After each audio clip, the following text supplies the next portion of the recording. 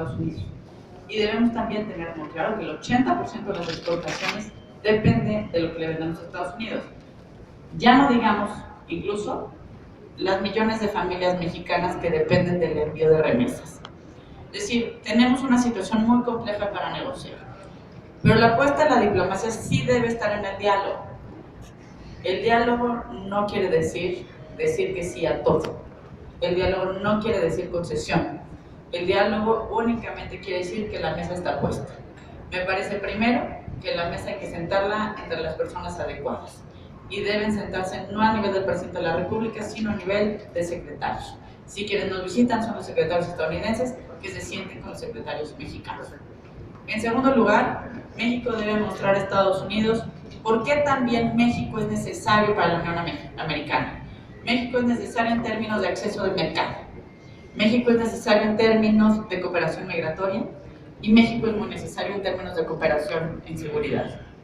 Si la amenaza de Estados Unidos es que a cualquier deportado lo enviarán directamente a México, se está violando no solo la normatividad mexicana, sino incluso el derecho internacional y los derechos humanos de las personas deportadas. México debe recurrir a todas las instancias para combatir este tipo de órdenes ejecutivas o de decretos. Y segundo, muy importante, insisto y subrayo, lo he dicho en muchas ocasiones, México debe hacer la tarea pendiente. Y la tarea pendiente está sí en la diversificación, la tarea pendiente está en construir un verdadero Estado de Derecho en nuestro país que nos afecta todos los días. Los temas de violencia y de corrupción no pueden ser nuestra carta de presentación ni dentro ni fuera de nuestras fronteras. Y lo más importante, México debe mejorar sus políticas de protección nacionales. Y dentro de estas políticas de protección nacionales se inscribe la reforma tan importante de la que les hemos hablado. Si no somos capaces, ni siquiera como Estado mexicano, a través de los consulados, de darle actas de nacimiento a nuestros connacionales que nacieron en nuestro país, pero no los registraron y se los llevaron a vivir a Estados Unidos, les estamos fallando por completo. El derecho humano básico está en la vida y la identidad.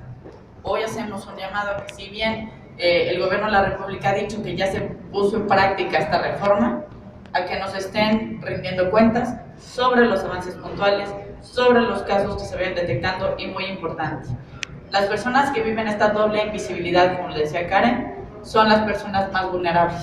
Son aquellos migrantes que viven en la mayor oscuridad porque ninguno de los dos países lo reconoce. Ahí es donde también debe estar una política mucho más profunda de protección para revisar que cuenten no solo con su acta de nacimiento, sino que incluso puedan aprender en muchos casos el español y el inglés y saber con qué derechos cuentan. Ya estamos en preguntas.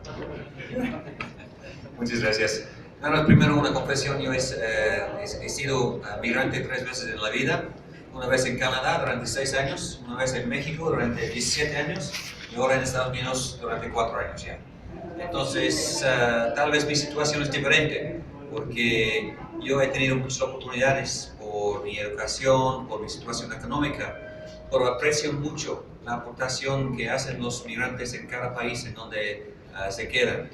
En Estados Unidos es un hecho de que los migrantes hacen una aportación invaluable en el mundo económico, cultural, social, político.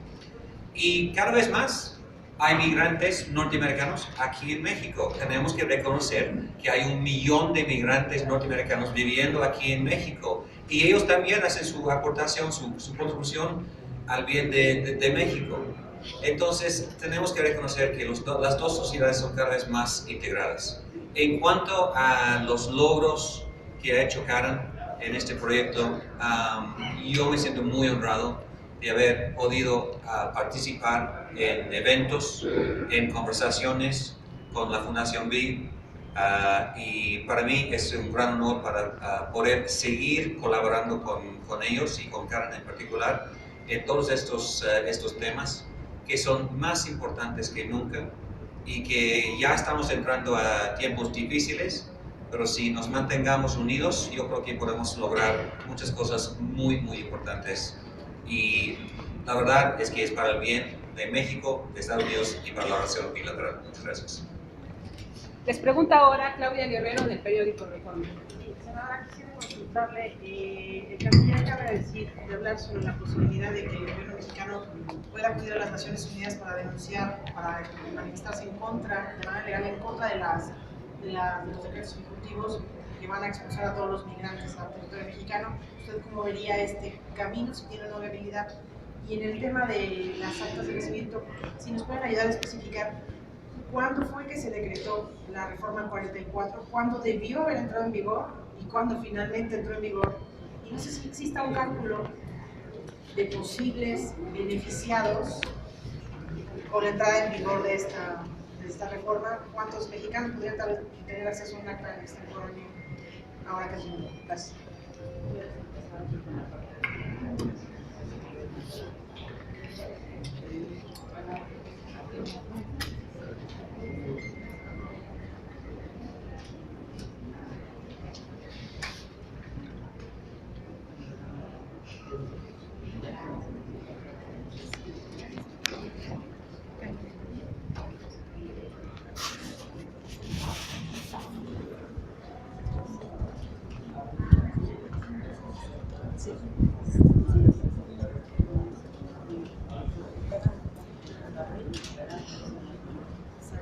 Sí, el decreto fue en verano, en abril. Sin embargo, lo que estábamos nosotros discutiendo es precisamente cómo Cancillería esperó hasta el último momento, no enseguida, porque este es el tipo de reformas que tienes que entrar en vigor enseguida, inmediatamente, y más en estos tiempos tan complicados. Entonces, el que se haya apenas aperturado las puertas de los consulados apenas el viernes, el 17 de febrero, pues habla que realmente ellos esperaron hasta lo último.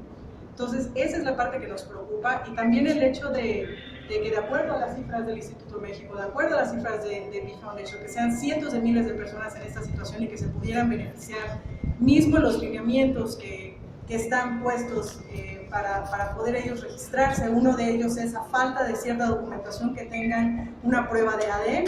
Sin embargo, el ADN ahorita en ciertos lugares están hasta en $1,000, dinero que incluso muchos paisanos no pueden costear. Entonces, sí hay una situación en donde nosotros urgimos a la Cancillería que pues esta implementación sea lo mejor posible, y más en esos tiempos tan complicados. ¿Cuántos mexicanos podrían verse beneficiados con esta? Pues mira, no existen unas cifras oficiales, porque imagínate, si de por sí las personas que están en una situación de no tener papeles, de estar indocumentados en Estados Unidos, pues imagínate los que ni siquiera existen en su país de origen. Entonces se esconden todavía más. ¿Por qué? Porque están pues en la peor vulnerabilidad que un ser humano puede estar en el mundo. Entonces, a pesar de que no existen las cifras, se estima que serían cientos de miles de personas que a lo largo de las próximas décadas podrían beneficiarse de una reforma histórica como esta.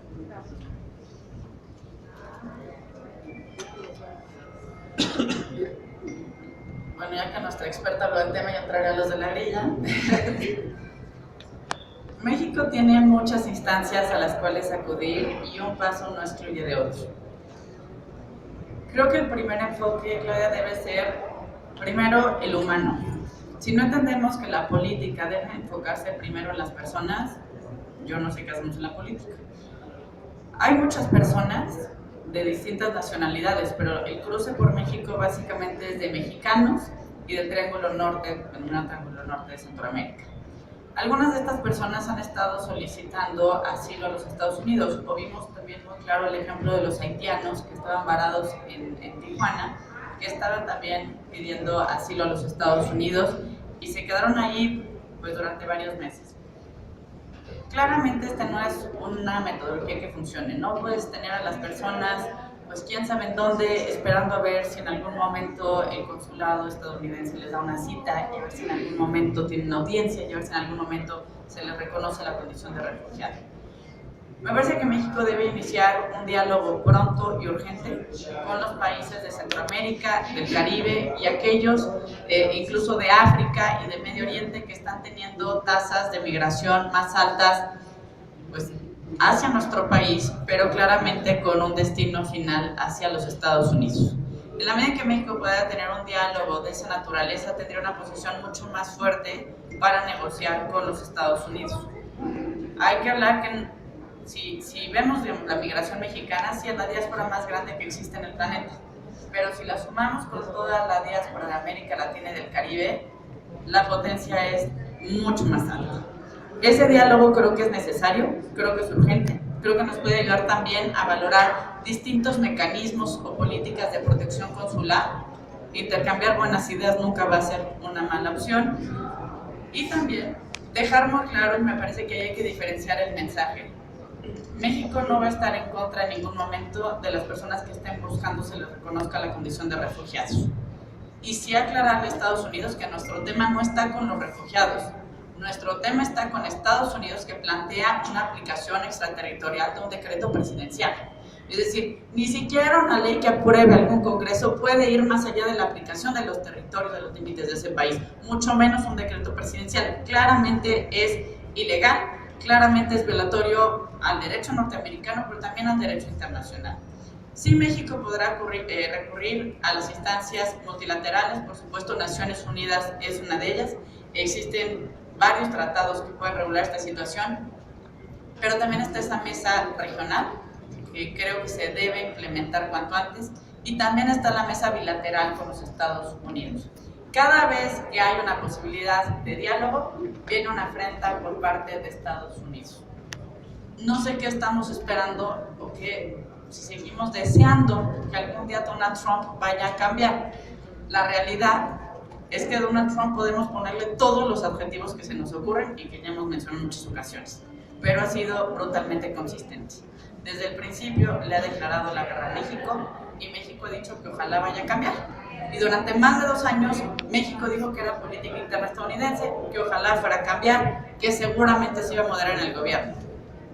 ¿Seguimos esperando o nos ponemos a trabajar? Es tiempo de que México haga política interna, es tiempo de que México logre un hermanamiento mucho más profundo con países que pueden sufrir las mismas consecuencias que nosotros en términos de migración, de remesas, etcétera. Y también muy importante que México sepa cuándo hay que estar en la mesa y cuándo hay también que retirarse. Ya en una ocasión el presidente canceló una visita, hoy me parece que es importante que el presidente no reciba a los secretarios estadounidenses.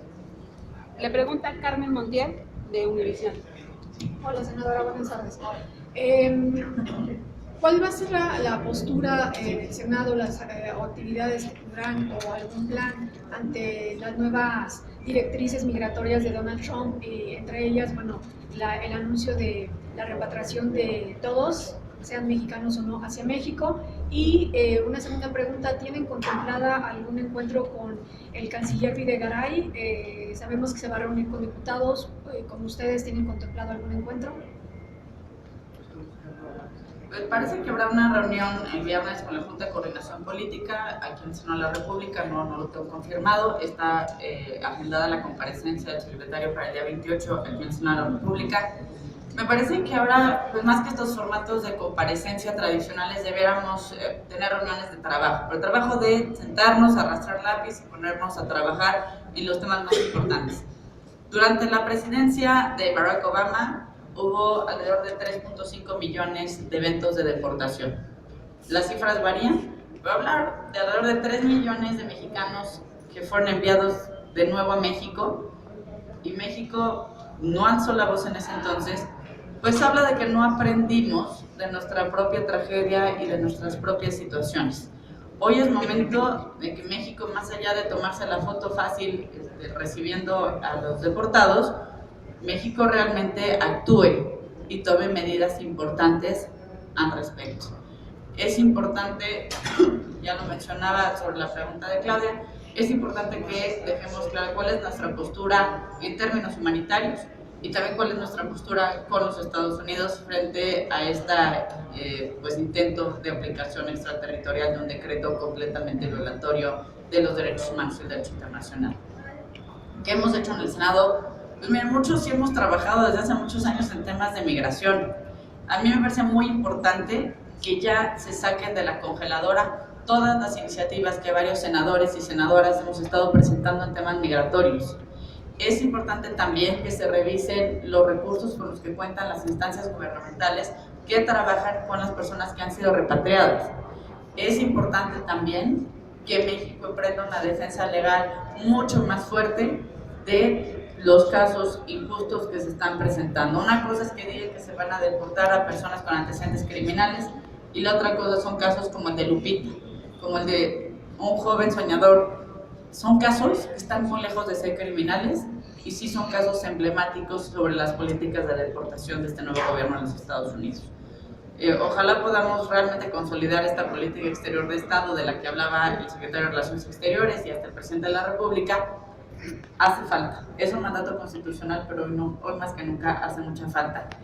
Y sí, insisto y subrayo sobre el tema que hemos venido a comentar hoy. Pensar que haya hasta estados en la Unión Americana donde no se reconoce la matrícula consular. Contar con un acta de nacimiento sí puede hacer la diferencia en la calidad y en la oportunidad de vida que tenga alguno de nuestros connacionales en los Estados Unidos. Urgimos al gobierno de la República y en particular a la Secretaría de Relaciones Exteriores y a toda la red consular a que se aplique de manera inmediata en todos los consulados esta reforma al artículo 44 que permite la expedición de actas de nacimiento extemporáneas y que, insisto, es urgente. La última pregunta es de Jessica Murillo de TVC Noticias. Gracias, senadora. Buenas tardes. Preguntarle, dice que el presidente no debería recibir a estos secretarios. Hablarse específicamente, se habla de la agenda que tiene programada mañana el presidente, porque ellos ya vienen en camino y Cancillería ya a qué va a ser el arribo, etcétera. Si el presidente específicamente no tiene que recibirlos a estos secretarios. Insisto, lo subrayo y lo reitero, el presidente de la República no debe reunirse con los secretarios. Los secretarios deben reunirse con secretarios, no con el presidente de la República. Cuando las cosas empiecen a caminar mejor y pueda haber un diálogo civilizado, racional y constructivo con el presidente estadounidense, es entonces que el presidente debe reunirse con el presidente. Mientras tanto, pues México no está para que cada vez que haya un acercamiento, pues nos anticipen, me parece una afrenta como lo que sucedió el día de ayer. Y eso es en la vista de los secretarios. Ayer también lo comentaba en la comparecencia del maestro Jerónimo Gutiérrez. México hoy debe cuestionarse